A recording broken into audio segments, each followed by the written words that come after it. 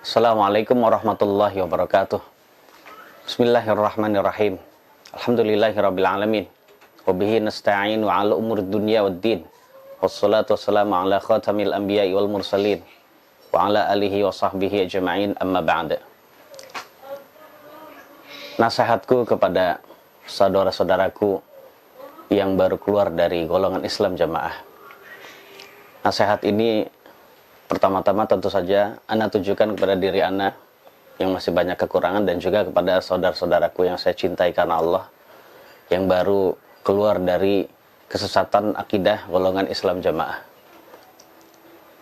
Saya menasihati di sini dalam rangka untuk bisa benar-benar melaksanakan firman Allah Subhanahu wa taala, "Wa dzakir fa inna dzikra tanfa'ul mu'minin." Dan juga dalam rangka melaksanakan firman Allah agar kita terhindar dari kerugian, kecuali bagi orang-orang yang beriman, beramal soleh, dan juga saling berwasiat untuk menetapi kebenaran dan juga kesabaran, seperti yang antum semua sudah hafal dalam surat Al-Asr. Nasihat yang pertama yang saya tujukan kepada diri Ana dan juga kepada antum semua yang saya cintai karena Allah adalah setelah keluar dari golongan Islam jamaah, maka yang harus kita lakukan pertama kali adalah mewujudkan kesyukuran kepada Allah Subhanahu wa taala. Kita bersyukur bahwasanya Allah telah menyelamatkan diri kita dari akidah dan juga amalan yang sesat dari golongan Islam jamaah.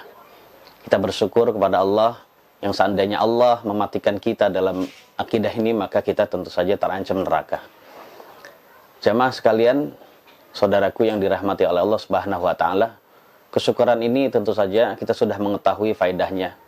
Harus kita tumbuhkan di dalam diri kita setiap saat.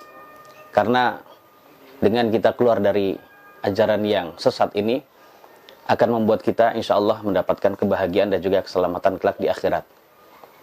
Ini yang pertama, ya saudaraku yang saya cintai karena Allah, kita harus bersyukur kepada Allah. Kemudian yang kedua, nasihatku kepada saudara-saudaraku adalah setelah keluar dari Islam jamaah, kita harus rajin betul thalabul ilmi. Sebab setelah kita keluar dari Islam jamaah, maka seakan-akan ilmu kita itu adalah nol. Ya, walaupun sebenarnya tidak dari nol, ya, tapi seakan-akan seperti kita harus belajar untuk mengulangi lagi, ya.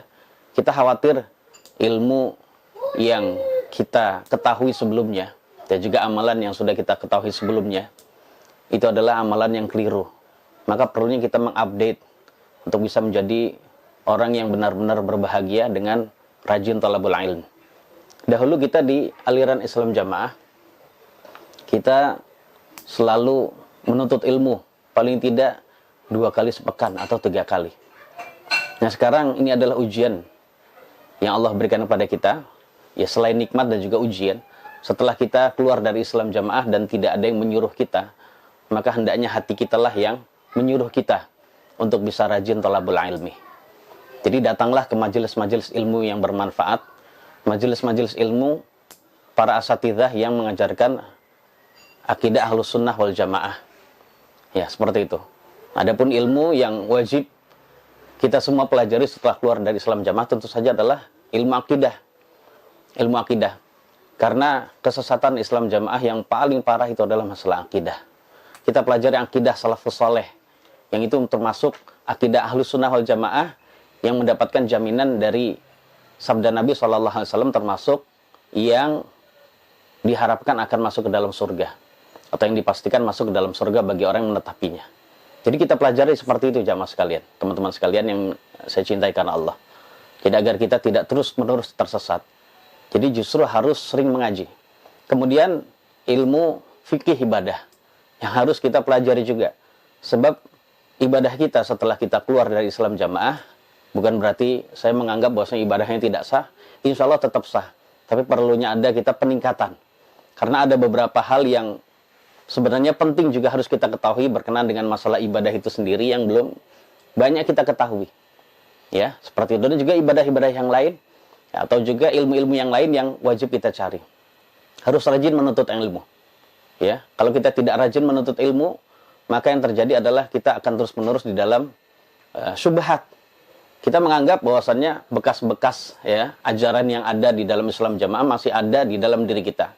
Bisa jadi masih kita yakini, bisa jadi masih kita amalkan, dan sebagainya. Ini adalah nasihat saya kepada Anda semua yang habis keluar dari Islam Jamaah.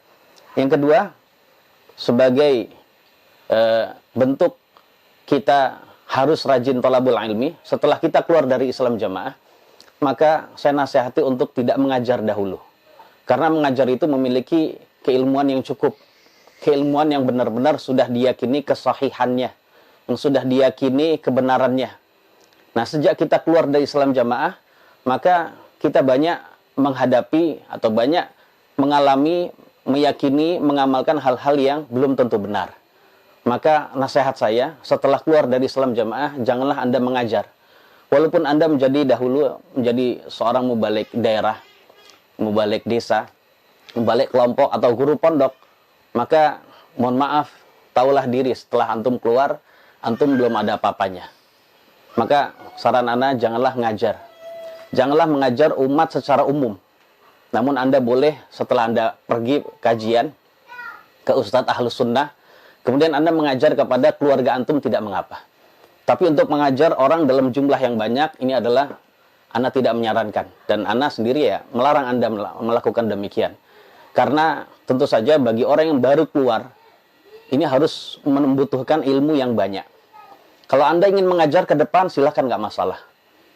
Anda yakin ya, banyak di antara kalian yang memiliki hobi dan senang dengan mengajar. Namun perlu diingat, untuk mengajar umat Islam, menunjukkan mereka kepada as-siratul mustaqim, itu butuh ilmu yang cukup. Butuh ilmu yang cukup. Jadi, seperti itu keadaannya. Jadi, istiqomahlah di dalam thalabul ilmi. Setelah Anda, misalnya Anda ingin mengajar ke depan, ya, maka sekarang ini jangan mengajar dulu. Tapi Anda harus banyak thalabul ilmi. Thalabul ilmi yang harus Anda pelajari tentu saja seperti yang tadi Anda sarankan, yaitu belajar ilmu akidah. Anda harus mengetahui dulu, kemudian meyakininya, dan saat itu baru mengajarkan kepada orang lain. Kemudian Anda harus mengetahui tata cara ibadah yang sempurna, Anda amalkan dan juga Anda ajarkan kepada yang lain. Dan juga yang paling penting, para ikhwas sekalian yang dirahmati oleh Allah Subhanahu wa taala, Anda harus belajar bahasa Arab. Belajar bahasa Arab dari sisi tata bahasanya, ilmu nahwu dan sharafnya dan sebagainya. Karena tentu saja bahasa Arab adalah kunci kita bisa mengetahui ilmu dalam agama Islam yang begitu luas. Selamat datang saudaraku di manhaj Ahlus Sunnah wal Jamaah. Antum akan menjumpai lautan ilmu dan juga samudra ilmu yang begitu luas. Namun Anda bisa menguasai semua itu apabila Anda menguasai bahasa Arab. Anda belajar bahasa Arab yang baik. Kalau Anda tidak belajar bahasa Arab, maka mohon maaf, sekali lagi Anda jangan mengajar. Karena Anda akan lebih banyak merusak dibandingkan memperbaiki umat ini. Jadi belajarlah bahasa Arab dari sisi nahwu dan sharafnya, dari sisi balaghahnya dan sebagainya gitu ya. Karena ini adalah kunci untuk bisa memahami Al-Quran dan Sunnah yang termasuk sumber wahyu yang menjadi pedoman bagi kita umat Islam. Begitu juga mempelajari ilmu yang lain. Seperti mempelajari ilmu fiqih dan usul fiqih. Kemudian mempelajari ilmu hadis dan mustalahul hadis. Dan juga ilmu-ilmu, cabang ilmu yang lain. Karena seorang guru, seorang yang berilmu, yang mengajarkan orang lain harus mengerti ilmu itu semua. Adalah tidak berguna bagi orang yang tidak mengetahui semua, namun ternyata dia mengajar. Ingat ya, teman-teman sekalian, itu akan lebih banyak merusak dibandingkan memperbaiki. Jadi demikian. Dan kita, alhamdulillah, kita semua mendapatkan panutan, teladan dari seorang paku bumi yang bernama Bapak Ustadz Taufikur Rahman. Beliau adalah orang yang benar-benar bisa menjadi teladan bagi kita. Walaupun dahulu saat di golongan Islam Jamaah, beliau termasuk orang yang dimuliakan menjadi guru paku bumi. Namun ternyata beliau adalah orang yang benar-benar, mohon maaf, tahu diri. Beliau benar-benar tahu dirinya sendiri, ya. Beliau tidak mengajar. Ini adalah panutan bagi kita semua. Paku bumi saja tidak mengajar, apalagi Anda sebagai mubalik daerah, Anda sebagai guru pondok yang di bawah guru pusat, atau sebagai guru yang ada di kelompok dan sebagainya. Jadi semangat untuk ngajar Anda harus imbangi dengan semangat juga untuk belajar. Carilah guru-guru yang mau mengajarkan ilmu-ilmu yang tadi kami sebutkan itu tadi. Kemudian nasihat berikutnya, para saudaraku yang saya muliakan, adalah ya, nasihat berikutnya adalah hendaknya antum meminta maaf. Setelah kita keluar dari Islam jamaah dan bertobat kepada Allah, insya Allah dosa-dosa kita diampuni oleh Allah Subhanahu Wa Taala. Kesesatan kita yang lalu adalah diampuni. Namun terkadang saudaraku yang saya hormati dan yang saya cintai karena Allah, terkadang kita memiliki kesalahan yang ternyata berkenaan dengan hak anak Adam yang ada di luar Islam jamaah. Dan itulah suatu bentuk kezaliman. Maka nasihat saya di sini adalah setelah kita keluar, kita tobat pada Allah, insya Allah dosa kita antara kita dengan Allah itu akan diampuni oleh Allah. Namun perlu diingat ya para ikhwan sekalian, bahwasanya dosa antara kita dengan sesama anak Adam tidaklah gugur, ya, tidaklah gugur walaupun kita sudah keluar dari Islam jamaah kemudian kita tobat. Jadi dosa di antara sesama anak Adam itu masih ada. Seandainya dahulu kita masih memiliki pemahaman menghalalkan darah, menghalalkan harta orang lain, kita pernah ngambil karena kita meyakini kehalalannya, maka minta maaflah kepada orang yang pernah kita ambil itu. Dengan cara kita mengembalikannya, pertama minta maaf, mengembalikannya, atau kita mencari kehalalan. Karena kalau kita tidak demikian ya, saudaraku yang dicintai oleh Allah Subhanahu Wa Taala, maka yang terjadi walaupun kita sudah keluar, tetap kita akan diambil nanti pahalanya oleh orang yang pernah kita zalimi saat di Islam jamaah. Ingat, hak sesama anak Adam tidaklah gugur walaupun kita sudah tobat kepada Allah Subhanahu Wa Taala. Jadi seperti itu keadaannya. Jadi kita harus tetap berbuat baik dan juga tentu saja meminta maaf kepada mereka, meminta kehalalan. Nah, seandainya kita tidak tahu, karena mungkin terlalu banyak orang yang pernah kita zalimi. Karena itu tadi keyakinan yang sangat buruk, bahwasanya di luar itu adalah kafir, halal darah dan juga hartanya. Maka perlu diingat ya, para ikhwas sekalian, kita sudah juga mendapatkan contoh dari Nabi kita yang mulia Sallallahu Alaihi Wasallam. Beliau merasa bahwasanya mungkin pernah menzalimi orang lain, maka beliau berdoa dalam hadis yang sahih riwayat Imam Muslim dan juga yang lainnya.